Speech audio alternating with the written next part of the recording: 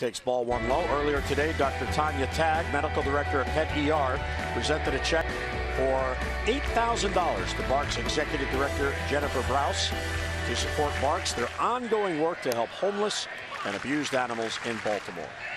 The Orioles and Pet ER helped raise more than $61,000 through the Orioles Pet Calendar sales of the 2015-16 edition.